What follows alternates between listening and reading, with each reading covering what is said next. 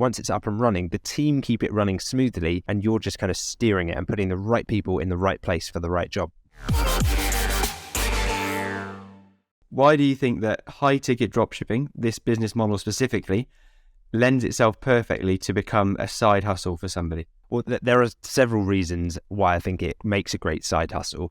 So there's not really a single reason, but I can list off a few of them and some of the reasons why. I think one of the first things is the high profit margins that you're dealing with. If you've set your sights on e-commerce as a model, as a side hustle model and mechanism, there are obviously different levels and different types of e-commerce, whether you're looking at Amazon, FBA, or whether you're thinking about selling lower ticket products, high volume, but low margin. Now, with the home turf advantage model that we go through and our members use in our community, the high profit margins mean that you'll make a significant amount of money for every sale that you make. So even if you're only selling a few products per week, that can be enough to match your existing income if you're doing it alongside working a job, if you're doing it in evenings and weekends, which makes it a lot easier for you to then eventually transition that side hustle into becoming a full-time thing. So when people don't quite grasp this concept, I always explain it in the way that it's a bit like if you go fishing, right? You go out on your boat and you're ready to catch some fish.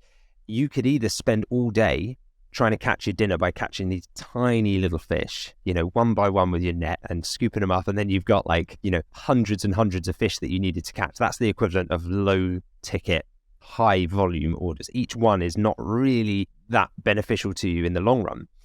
But with the high ticket sales, it's like catching one huge fish that, yes, it's worth the wait, because you're waiting longer to get there and there's less of them. But overall, there's more to go around, it feeds more people, and it's the same kind of thing. When you make 1 or 2 big sales per day, that's enough to cover a full-time salary. Plus, it means less hassle. You only have to catch one fish back into the boat, right? It's like you make one sale, and that's all you need to do, forward that one sale to the supplier, make sure it gets to the customer. So there's less moving parts, and it's just a great entry model, I think, into entrepreneurship. That's great. I haven't heard that fish sort of metaphor before, but I really like that one. And the numbers are very much on our side. So high ticket dropshipping, selling products that are sort of £300 at a minimum, means that we don't need to make many sales, like you say, and suddenly the numbers are on our side, so that we don't have to make 10 sales straight away in the first day to immediately see some good profit and some good return. So specifically talking about sort of side hustles, so we're making sure that people don't have to stop their income generating power at their salary. They can also generate income as well on the side.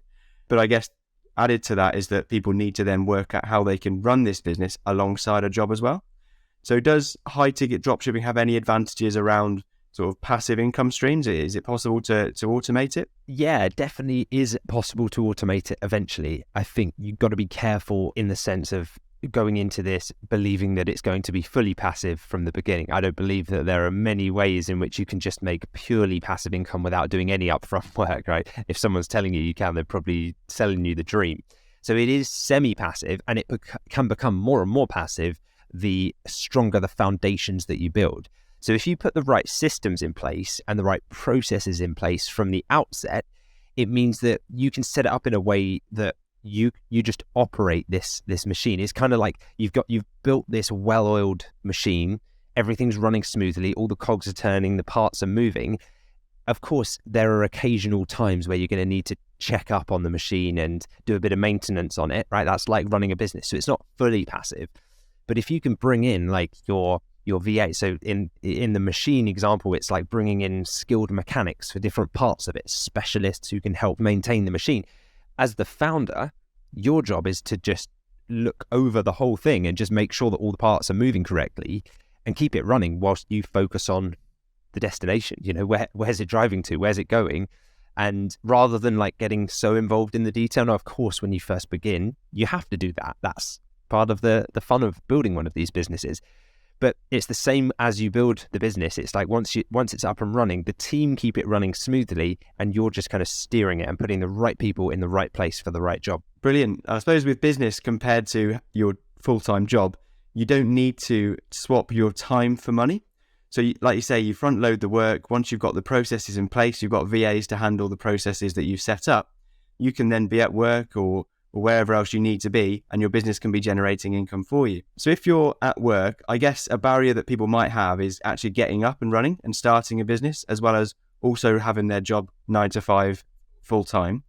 So what's the sort of barrier to entry, and is it difficult to start up a business like this? It can take as long as you want it to take, right? So if you have a lot of time, for example, if you've just taken redundancy or you've just left your job and you have this natural period in your life where you think, I'm ready for a project, I have the hours now to put in, things can get up and running a lot faster. If you are balancing it with a full-time job, it might be an evenings and weekends thing. It might be kind of a project, and that is the definition, right, of a side hustle. You're doing something on the side. So yeah, it doesn't require a significant amount of time to start and maintain. You know, I typically say if you can put in anywhere from, say, 15 hours per week, a few hours per day, that's enough to get you up and running in the 6 weeks that we go through in our program, to the point where you're up and running, you've got suppliers signed, your website's built, you're making sales. But it depends on your goals and how much you actually want to earn from this and how much you want to invest in this to start seeing results as quickly as possible. When I say invest, I don't just mean monetarily. Time is an investment as well, right? How much time are you willing to put into it? It's a little bit like if you're going to plant two different types of trees, right? You might plant one tree that takes years to grow before you see anything. You know, that's maybe the more traditional bricks and mortar type business where things are happening underground, roots are growing, but you're not going to see the fruits of your labor for quite a while. Whereas there are some other trees that just grow really quickly. And I'd say this is kind of more in that side of things, where you can plant a tree in really good, rich soil, give it all the nutrients it needs and watch it start to flourish. It's not going to happen overnight. But if you choose the right type of seed, the right soil, you give it the right care, you're going to eventually have this flourishing tree that starts to provide shade and fruits. And that's kind of as you reap the benefits of your business. So it's the same with high ticket dropshipping as a business model. You choose the right niche, you choose the right products to sell, you follow the right strategy, and you're going to start to see results relatively quickly versus a more traditional type physical premises business. Absolutely. So I'm obviously asking you these questions just to prize out of you the answers about how to get started, but I do run my own high-ticket dropshipping business myself, and I can give you a bit of background about how I managed to do it alongside my job initially. So I always knew that I wanted it to be more than a side hustle. I wanted it to be actually overtake my income and make sure I could run it full-time, because it was my passion was online marketing and running a business essentially. So I knew that I had to start it off as a side hustle essentially because I wanted to run it alongside my job initially. So the way I managed my time was through dedicating at least an hour a day. So whether that was in the morning, whether that was in the evening, making sure I at least dedicated an hour to take another step forward with growing my business. And I knew that time investment was something that I'd eventually reap the rewards of. So even if I was tired at the end of work, I knew that I set myself time that I was going to get a certain task done, and I'd make sure it's done. Then on the weekends, I dedicate some more hours to growing my business, building the store, improving the products that I've got, and just making sure that I had some time to really put fuel to the fire and grow my business. Initially as a side hustle, and now obviously it's replaced and gone further than my income, so I was able to leave my job and run it full time. So yeah, absolutely possible as a side hustle.